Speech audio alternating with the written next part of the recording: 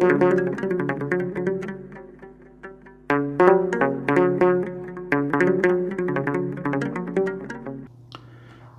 አብ ወወልድ ወመንፈስ ቅዱስ አሐዱ አምላክ አሜን። ተወዳችሁ በጌታችን በአምላካችን በመድኃኒታችን በኢየሱስ ክርስቶስ ዘላለማዊ በሆነው ሰማያዊ በሆነው ስፍራ የተባረካችሁ እግዚአብሔር አብ ልጆች አድርጎ የተቀበላችሁ መንፈስ ቅዱስ የቀደሰን ማኅተም የሰጠን የርስት መውረሻ የመንግስቱ ልጆች እንድንሆን ማኅተም የሰጠን የሚቀድሰን ፍሬ እንድናፈራ የሚያደርገን መንፈስ ቅዱስ ያላችሁ ሁላችሁ እንደምን ቆያችሁ? ሁሉን የሚችል አምላክ ጌታ መድኃኒት ኢየሱስ ክርስቶስ ከሰማይ አባቱ ከአብ ከሕያው መንፈሱ ጋር የተወደደ የተመሰገነ ይሁን። እግዚአብሔር ልጆች የአባቴ ብሩካን በሚል ርዕስ ነው የምንማረው።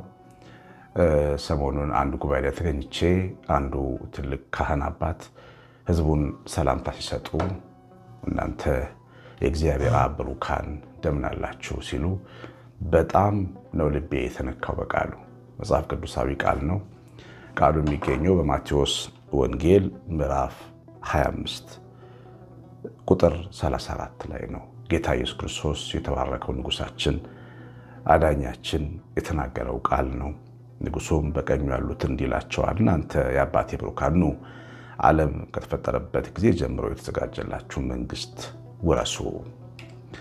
እንግዲህ የአባቴ ብሩካን ብሎ ይህንን የተባረከ ቃል ካፉ የሚያወጣ ንጉስ የተባለ የታረደው በግ ኢየሱስ ክርስቶስ ነው። አባቴ ያለው አብን ነው።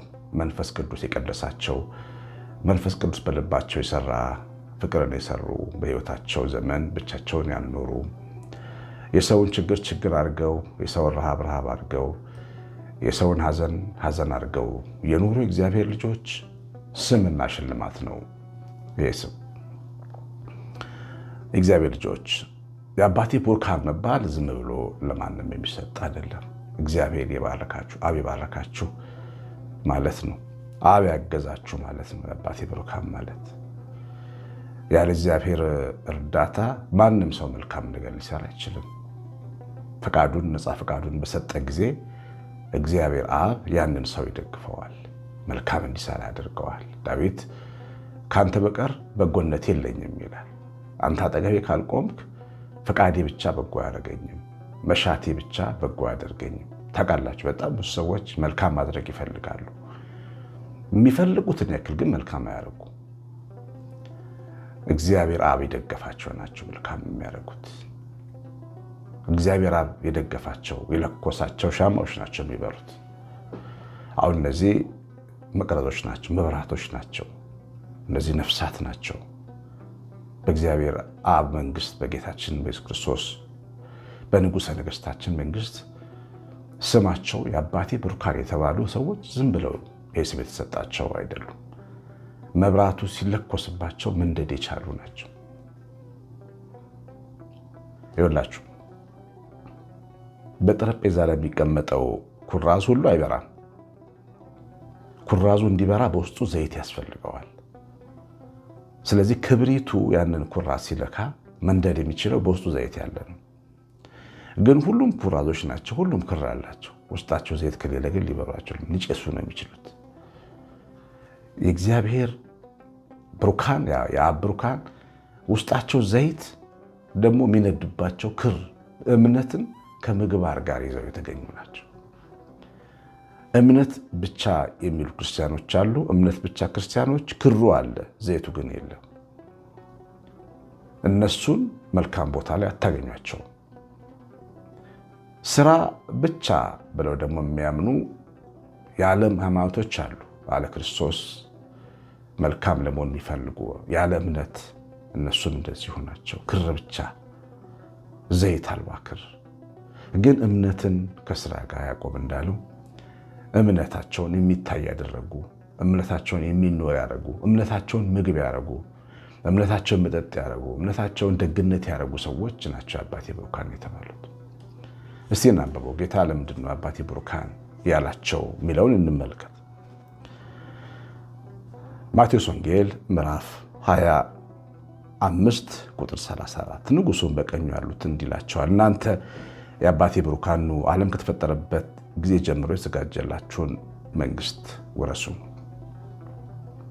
ተርቤ አብልታችሁኛል፣ ተጠምቼ አጠጥታችሁኛል፣ እንግዳ ሆኜ ተቀበላችሁኛል፣ ታርዤ አልብሳችሁኛል፣ ታምሜ ጠይቃችሁኛል፣ ታስሬ ወደ እኔ መጥታችኋል። እነዚህ ሰዎች አማኞች ናቸው። አብ የተከላቸው፣ ኢየሱስ ክርስቶስ በደሙ ያጸደቃቸው፣ መንፈስ ቅዱስ የርስቱ መያዣ የሰጣቸው ቅዱሳን ናቸው፣ ሰዎች ናቸው። እነዚህ ሰዎች ግን እምነታቸውን ምን አድርገውታል? ምግብ አድርገውታል። እንደሰማችሁ ተርቤ አብልታችሁኛል። እምነት ክርስቶስን መውደድ፣ ሰውን መውደድ አንድ ላይ ያለበት ማዕቀፍ ነው እምነት ማለት።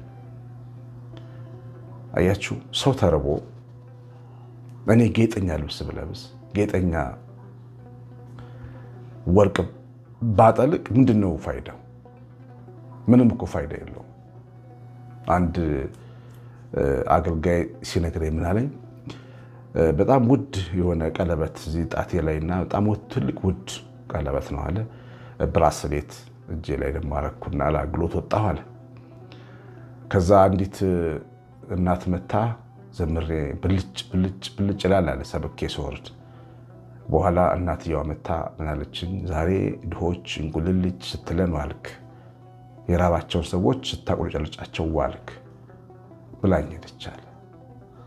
በጣም ደንግጬ ያንን ነገር ከራሴ ላይ ወጣሁኛል። ለካ ጌጠኛ ሁኜ ስመጣ በሰው ፊት ድሆችን እንቁልልጭ እያልኳቸው። እምነት ግን ያን ቀለበት አውጥቶ ዳቦ ያደርጋል። ያን ብራስሌት አውጥቶ እንጀራ ልብስ ያደርጋል። ለሰው ችግር ደራሽ ይሆናል። አያችሁ፣ እግዚአብሔር ብሩካን ልብ እንዲህ ነው። አያጌጡ ማለት አይደለም፣ ወርቅ ያስፈልጋቸው ማለት አይደለም። ግን ለራስ ብቻ መኖር የለም። እነሱ ጋር አልፈጠረባቸው። ክርስቶስን መውደዳቸው፣ በኢየሱስ መዳናቸው፣ መስቀሉን ማየታቸው፣ ያ እምነት ዳቦ መሆን ይችላል ለራቡ ሰዎች። እኔ በጌታ በኢየሱስ ክርስቶስ ተቀድሼ ክርስቶስ ለሞተለት እንዴት ጨክናለሁ ብሎ እንጀራቸውን ይሰጣሉ ለድሃ። በጣም ብዙ ድሆችን የሚጎበኙና የሚጠብቁ በዓለም ላይ እንዲህ እምነት ያላቸው ኦርቶዶክሳውያን ቤተሰቦች ናቸው። ታውቃላችሁ፣ በዓለም ላይ ኦርቶዶክሳዊነት ራሱ የትምህርቱ ማዕቀፍ እምነት ከስራ ጋር የሚል ስለሆነ ማለት ነው።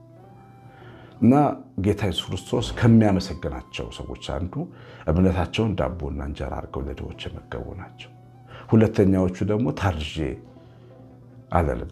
አልብሳችሁኛል የተባሉት ናቸው። ልብስ ከልብሳቸው ከጨርቃቸው ከሸማቸው ያካፈሉ ፈትለው ያለበሱ ሰዎች ናቸው።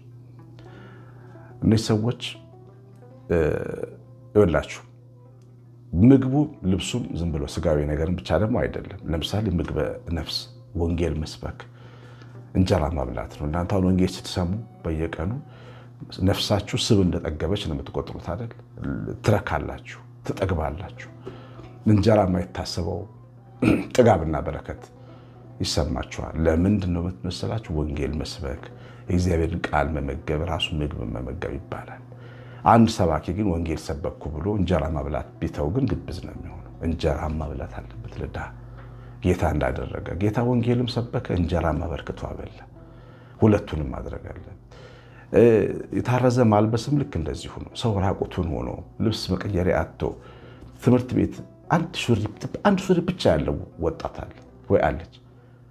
በቃ በጓደኞቻቸው ቡዲ ተደርገው የሚኖሩ ለነዛ ልጆች ልብስ መግዛት፣ ጫማ መግዛት፣ ደብተር መግዛት፣ መንገድ ለወደቀ ወይ ደግሞ መልበስ ላቃተው አጠገባችን ላለ ለምናየው ሰው ሸሚዝ መቀየር ላቃተው ሰው ሸሚዝ መቀየር እና እኔ ኢትዮጵያ ውስጥ ድሆችን የት መሰላችሁ የማያቸው? ስራ ሜዳ ላይ ነው የማያቸው። የሚሰሩ ሰዎች ናቸው በጣም ድሆች ኢትዮጵያ ውስጥ። የሚለምኑ አይደሉም። የሚለምኑ ምግብም እንትን ብትሰጧቸው ልብስም ሸጠውት፣ ለምን ንጹህ ልብስ ቢለብስም ይሸጣቸው የለም። ሸጠውት ዳቦ ወይም ደግሞ ሌላ ነገር ነው የሚያደርጉት። በትክክል ልብስ የሚያስፈልጋቸው ሰዎች አሉ፣ ድሆች ሆነው ግን የሚሰሩ 2000 ብር ደሞዝ ያላቸው። ዛሬ ገበያ ወጥታችሁ 2000 ብር አይበቃችሁም ለአንድ ስፔዛ፣ ግን ደሞዛቸው 2000 ብር የሆኑ ሰዎች አሉ። እነዚህ ሰዎች የ1000 ብር ሸሚዝ፣ የ800 ብር ጃኬት፣ ሱሪ መግዛት አይችሉም። ጥበቃዎች፣ መንገድ ላይ የሚቆሙ ተሸካሚ፣ ሰርተው በሎች አሉ የሚሰሩ። በጣም ብዙ ድሆች እንደነሱ አይነት ሰዎች ናቸው። የቀን ስራ የሚሰሩ እና ሰርተው ኑሮን ለማሸነፍ ይታገላሉ። ግን ንትብ ያለ ልብስ ለብሰው ነው የሚሄዱት። እነዚህን ሰዎች ጠርቶ አንድ ሸሚዝ አንድ ሱሪ ማቀበል የቻለ ነው የአባቴ ብሩክ የተባለ።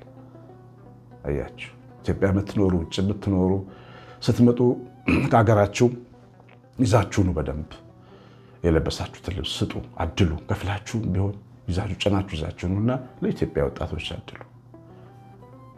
የተባረኩ የአብ ብሩካን ስራ ነው ይሄ። እግዚአብሔር ልጆች ቁምሳጥናችን ውስጥ ያለውን በጣም ብዙ ልብስ አውጥታችሁ ጊዜ ወስዳችሁ ለይታችሁ የሚሰጠውን በደንብ ለመልበስ ለሚገባው ሰው መስጠት ያስፈልጋል።